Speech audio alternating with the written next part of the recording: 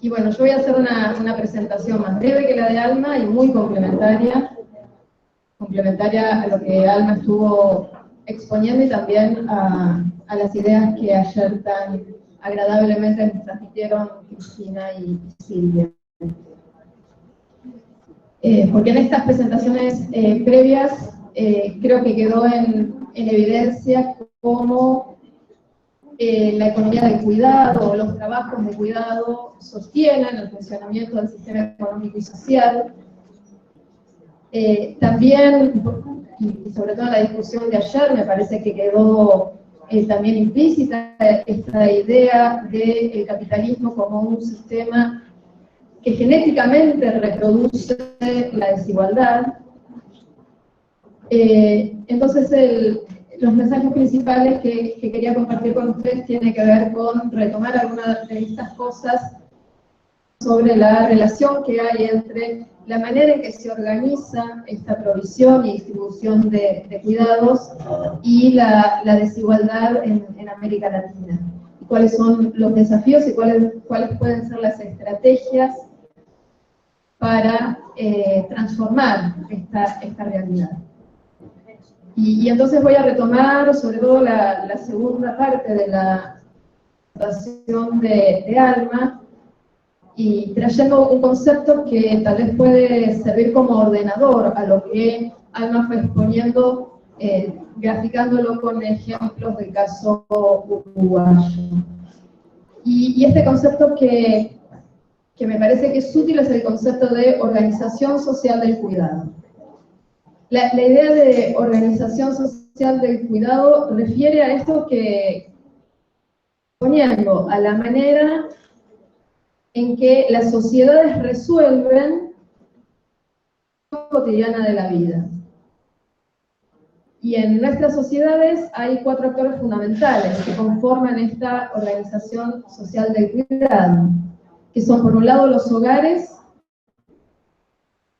cuidado a través fundamentalmente doméstico y de cuidado no remunerado, comunidad que provee cuidado a través de arreglos comunitarios de cuidado, Estado y debería proveer cuidados a través de sus políticas públicas,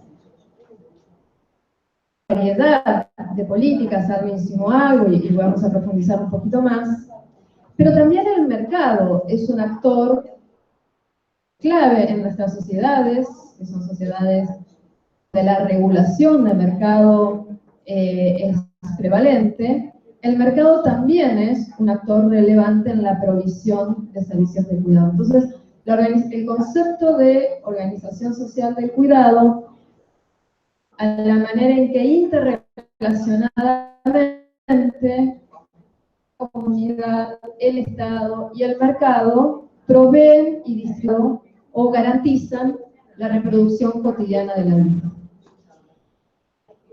¿Y cuáles son las características que tiene la organización social del cuidado en nuestros países? Alma ya lo estuvo describiendo con ejemplos específicos para el caso uruguayo.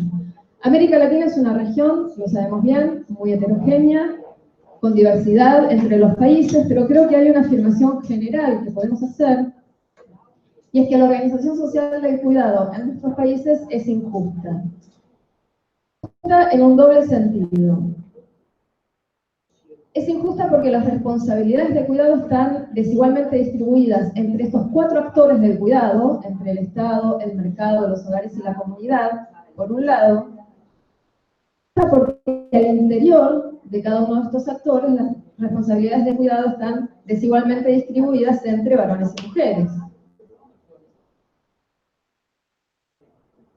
El componente principal de la organización social del cuidado en nuestros países, más allá de las diferencias nacionales, son los hogares. La reproducción cotidiana de la vida, como lo hemos venido comentando desde ayer, se sostiene principalmente en el trabajo no remunerado que hacemos las personas al interior de los hogares.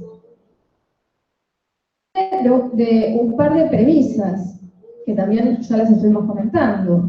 Una es este proceso de naturalización de las capacidades de las mujeres para cuidar.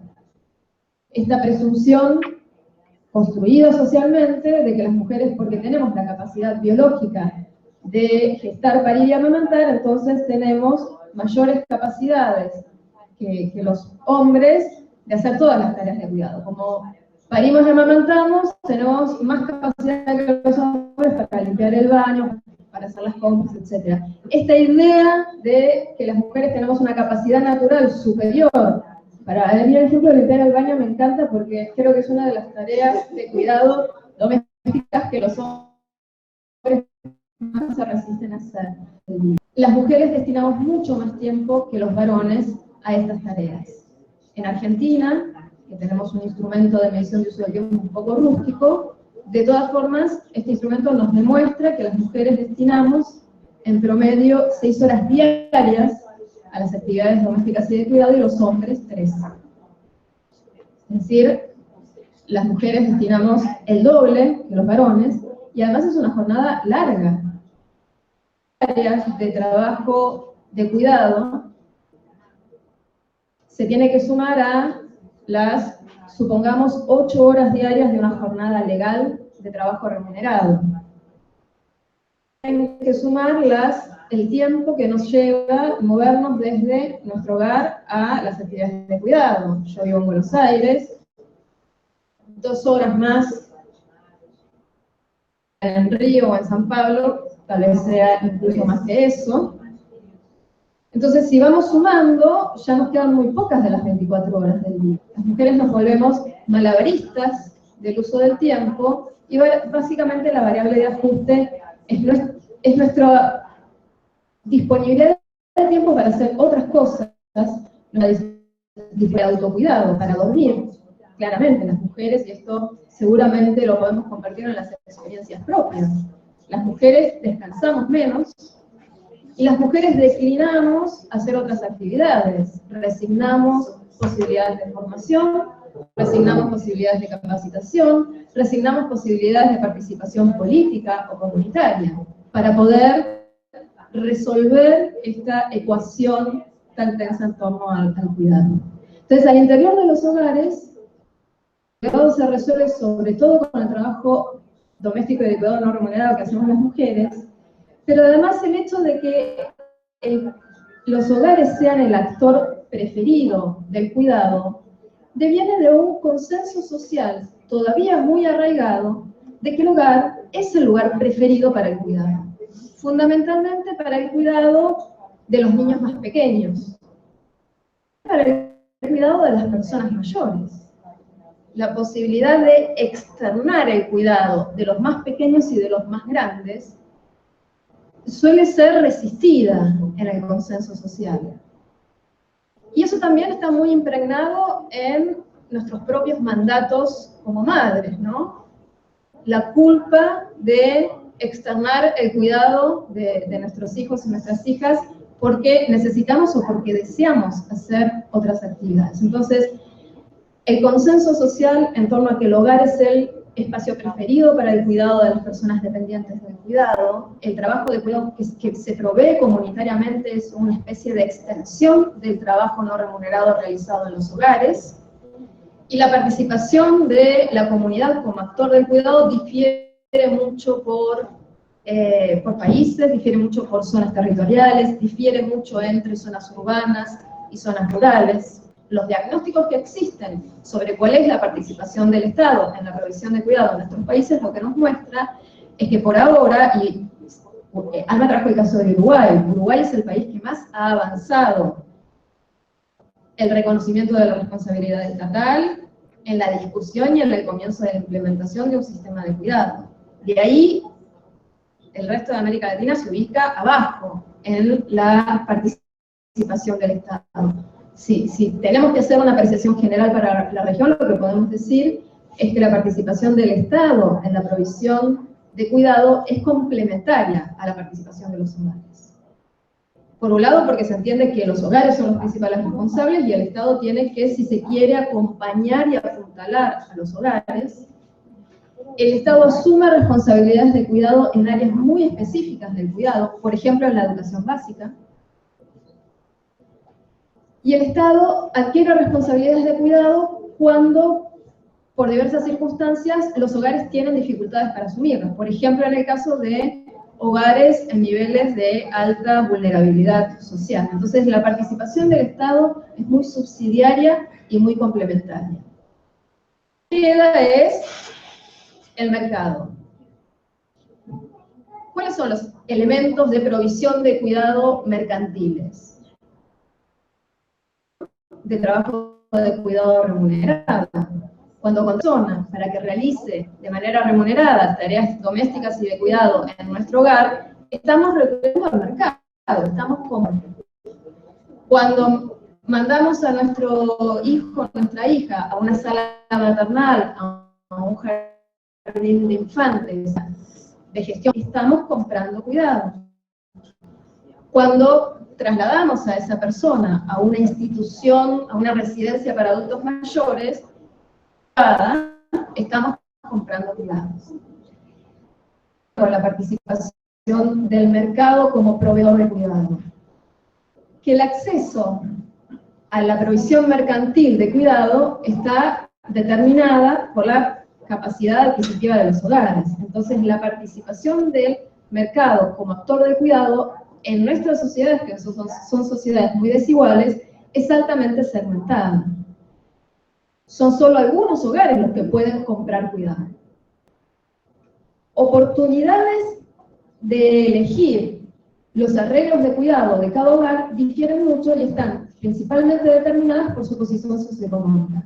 Por eso la organización social del cuidado es injusta y además, como ya también lo insinuó Alma, es un vector de reproducción de la desigualdad. La organización social del cuidado en los países de la región es injusta y es un vector de reproducción de desigualdad. ¿Por qué?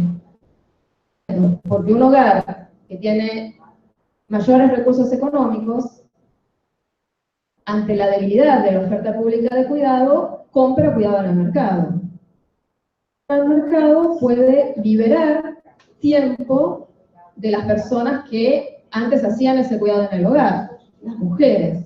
Las mujeres de estos hogares pueden participar en el mercado laboral.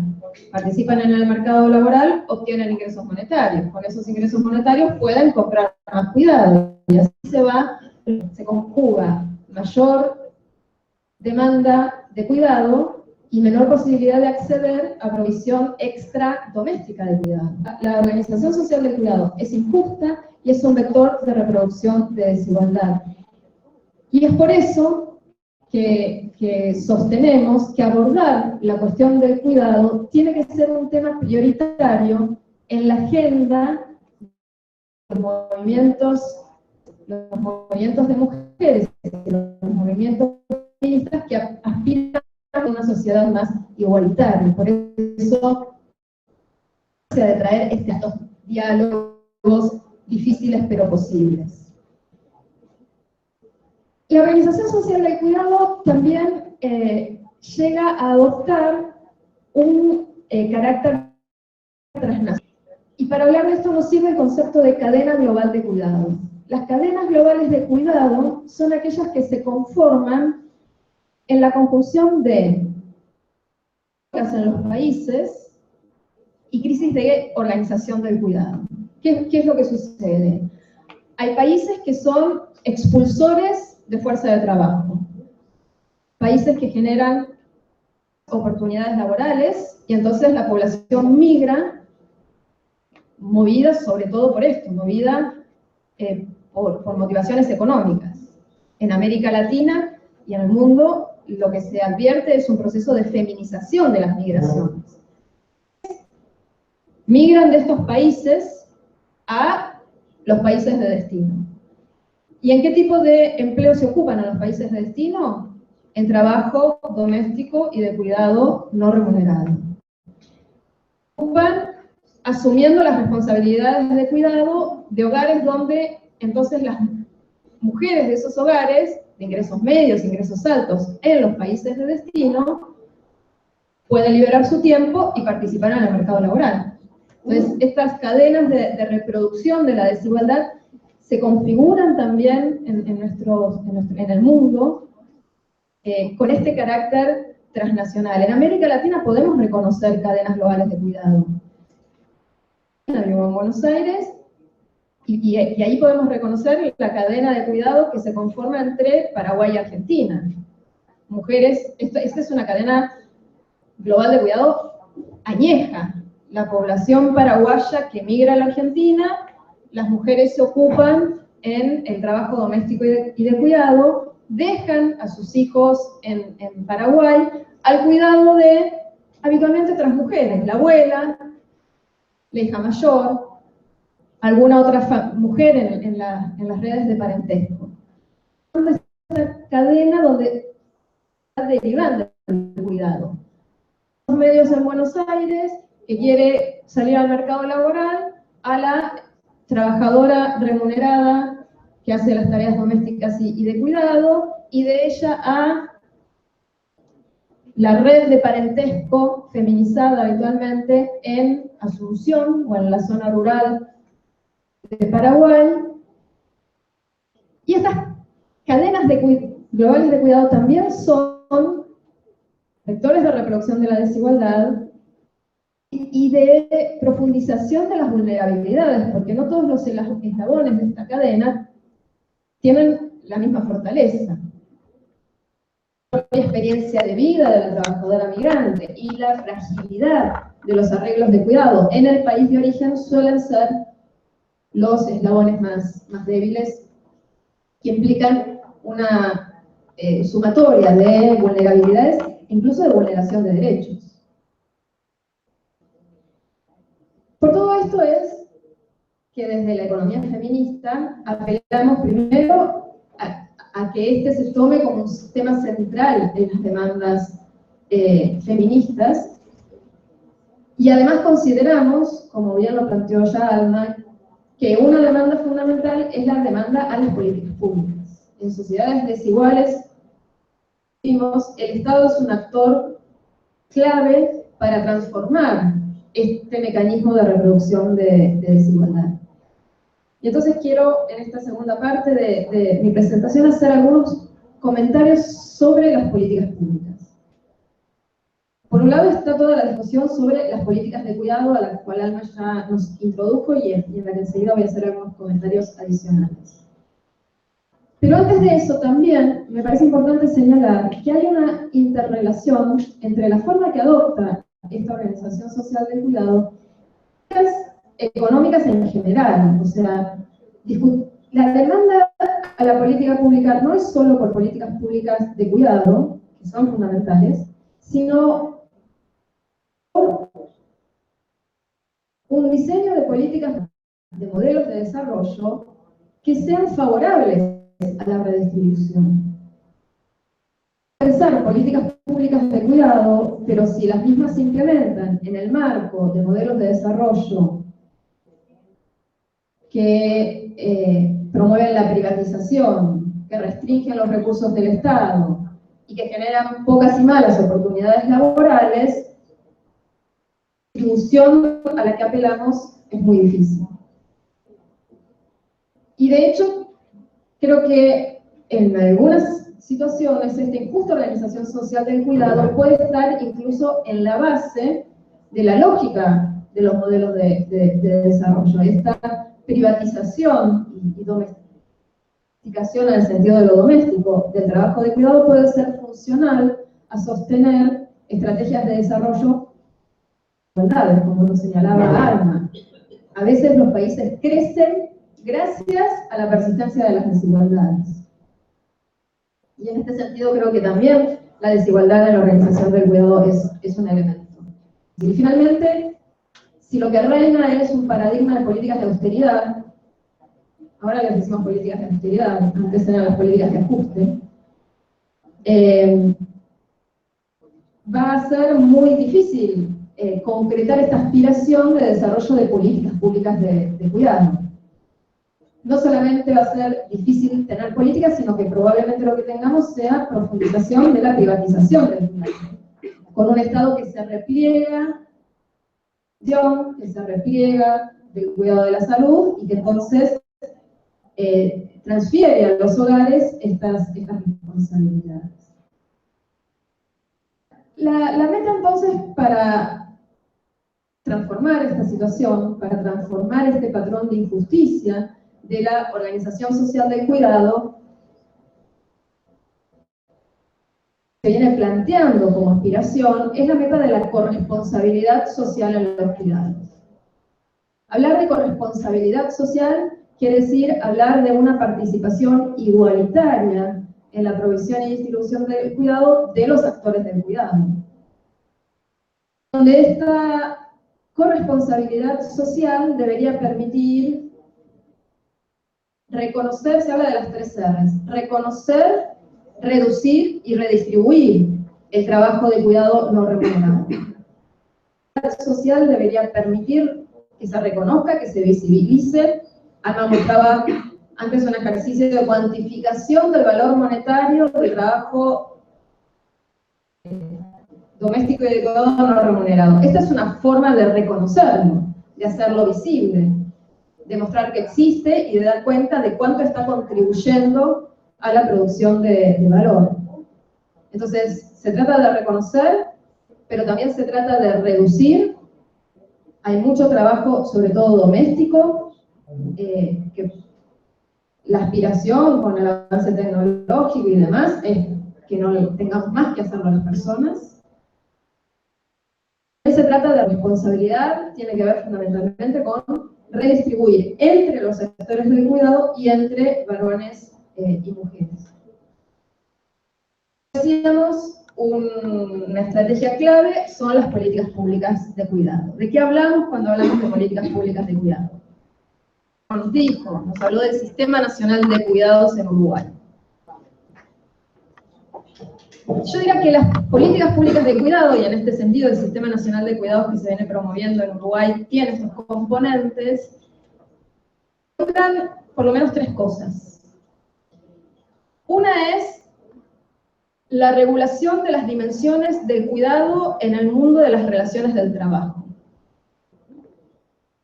Y el elemento principal que se viene promoviendo en este campo de políticas tiene que ver con las licencias vinculadas a la maternidad, la paternidad y las llamadas licencias parentales. Las licencias remuneradas son una herramienta. En América Latina, el panorama de las licencias es muy diverso. Casi todos los países tienen licencias por maternidad. Tienen licencias por maternidad remuneradas. Ahora, la duración de estas licencias varía entre países. ¿Quién financia estas licencias? Varía entre países, y esto es relevante. Es diferente que las licencias por maternidad las financie el Estado a que las financie el empleador. Porque si las financia el empleador, eso puede promover mecanismos de discriminación contra las mujeres en edad reproductiva. Entonces, en términos de licencias por maternidad, lo que deberíamos promover en América Latina es una ampliación de estas licencias para que todos los países lleguen por lo menos al estándar que establece la OIT, y un mecanismo de financiamiento de estas licencias que no produzca discriminación contra las mujeres. Y lo que necesitamos fuertemente en la región es promover la ampliación, la implementación en algunos países y la ampliación a la mayoría de las licencias por paternidad, es decir, los padres que están ocupados al momento del nacimiento de sus hijos y de sus hijas. En Argentina, por ejemplo, la ley de contrato de trabajo que regula las relaciones de empleo en el sector privado establece una licencia por paternidad remunerada de 2 días. La lógica con la que se implementó esa licencia, ¿cuál es? La responsabilidad del hombre, del padre, es llevar de regreso al hogar a niños y niñas y correr al registro civil a anotar reconocida de ese nacido. Ahí se acababa tanta responsabilidad como la madre en el cuidado, también requiere tiempo para asumir esta responsabilidad y también este derecho.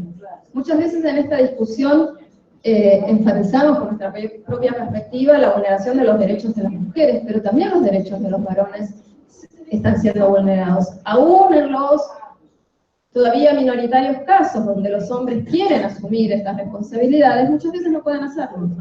Un trabajador ocupado en el sector privado en Argentina que quiere quedarse las primeras semanas de vida de su hijo o de su hija cuidándolo o cuidándola, tiene que pedir, habitualmente lo que hacen los hombres que quieren hacer esto en Argentina es pedirse las vacaciones en el momento en el que nace el hijo o la hija. Y el tercer elemento de licencias que tenemos que discutir en la región y que Uruguay, para estos temas, ya ha comenzado a implementar son las llamadas licencias parentales. Las licencias parentales no están vinculadas con el nacimiento de los hijos o de las hijas, sino con los primeros tiempos de crianza. Y hay distintas formas de licencias parentales, pueden ser licencias prolongadas de 2 años, remuneradas total o parcialmente, de tiempo completo o de tiempo parcial. Habrá que discutir en cada país las posibilidades, las necesidades, pero lo que sí creo que tenemos que poner en nuestra agenda es esta demanda por licencias accesibles de manera equivalente para las madres y para los padres, y mecanismos que promuevan que los padres se las tomen. En Europa hay muchos países que tienen ya historia de licencias parentales y la evidencia suele mostrar que aun cuando están disponibles para padres y madres, quienes más se las toman son las madres. Empezó a implementar algunos mecanismos que yo llamaría de cierta coerción, para que los hombres se tomen las licencias y cuiden. Por ejemplo, en algunos países la licencia es de 2 años, pero por lo menos 6 se las tiene que tomar el padre, si no el hogar pierde esos 6 meses de licencia.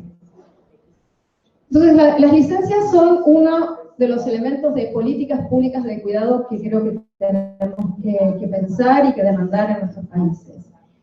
Se enfrentan también un desafío central, porque las licencias son mecanismos accesibles para quienes están ocupados, primero para quienes están ocupados, y segundo para quienes están ocupados en un empleo formal. El nivel de informalidad en América Latina es muy grande, entonces a esta discusión le tenemos que agregar, en el caso de nuestros países, debate sobre cómo generamos mecanismos de licencias que sean de acceso universal para todos los trabajadores y trabajadoras. En eso quería insistir. No solamente América Latina tiene esta complejidad de las características de sus mercados laborales, que es histórica, sino que además estamos en una coyuntura fuertemente adversa a construir demandas de políticas públicas, lo cual no debería acobardarnos, sino que más bien nos debería incentivar la creatividad, ¿no? De, bueno, ¿qué podemos pedir? ¿Qué tenemos que pedir? Y cómo hacerlo, que es parte de lo que luego podemos discutir.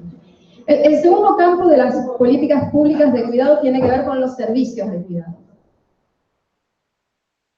La redistribución del cuidado para lograr transformar el patrón de injusticia de la organización social del cuidado, la provisión de servicios públicos de cuidado de calidad es imprescindible.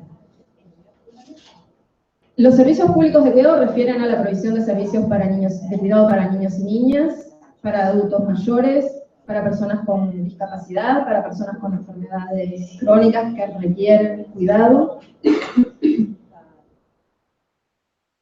Es que estos servicios públicos de cuidado tengan la calidad adecuada y tengan las características adecuadas. Y en este sentido creo que la discusión en América Latina ha estado muy hegemonizada por las visiones.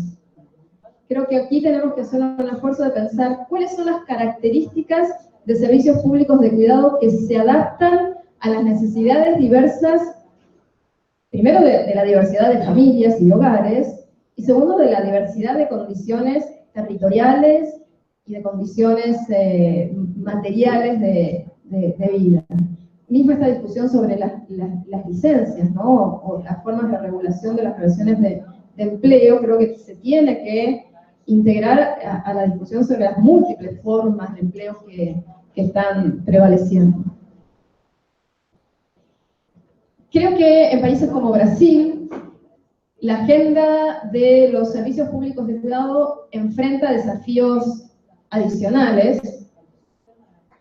Yo digo, Uruguay es nuestro faro, pero las condiciones de Uruguay son bastante irrepetibles en países como Argentina o Brasil. Uruguay, sin ofender, es muy chiquito, tiene poca población. ¿Cómo pensamos? La construcción de un sistema nacional de cuidados, la dimensión de Brasil o de Argentina, y con la organización política. ¿Cómo resolvemos la cuestión del federalismo? Entonces hace falta toda una reflexión en torno a las estrategias de coordinación interinstitucional y coordinación interjurídica. ¿Cómo construimos un sistema nacional de cuidados en Brasil coordinando a todos los estados? Entonces, servicios públicos de cuidado, otro eje de la transformación de la organización social del cuidado en un sentido de siguen considerando que el cuidado es una responsabilidad básicamente de las mujeres, pocos padres se van a tomar las licencias por maternidad. Si se sigue considerando socialmente que el ámbito preferido del cuidado de los niños más pequeños es el hogar, para sostener políticas públicas de cuidado. Entonces, la transformación de los estereotipos de género en el cuidado, en relación a los valores tradicionales que hay en torno a la organización del cuidado, creo que son claves. La educación, a enseñarle a los niños pequeños que cuidar es bueno como cualquier otra actividad. Vida está bien. Que una niña que quiere jugar con los autitos y las herramientas también está bien. Entonces los contenidos de la educación, los contenidos de los medios de comunicación, de las publicidades y de los programas de los medios de comunicación también creo que tienen que ser regulados de una manera que evite acción tan eficaz en la reproducción de estereotipos de género. Podemos sobre esto dar múltiples ejemplos, ¿no? No sé si aquí en Brasil también existen estos músculos. Como un ejemplo de reproducción de estereotipos de género en el cuidado. Y el último punto, ahora sí que quería mencionar, tiene que ver con la cuestión del financiamiento de estas políticas públicas. Y aquí entramos a otro campo de interrelación con las políticas económicas, que son las políticas fiscales. Creo que parte de lo que tenemos que incluir en estos diálogos difíciles, y tal vez este sea un diálogo difícil, especialmente difícil, de la agenda feminista, es la cuestión de las políticas fiscales en general y de las políticas tributarias, de las políticas que tienen que ver con los impuestos que se cobran para financiar las políticas en particular. 3 o 4 comentarios sobre esto y después podemos ampliar en la discusión. Primero, abordar la cuestión del financiamiento.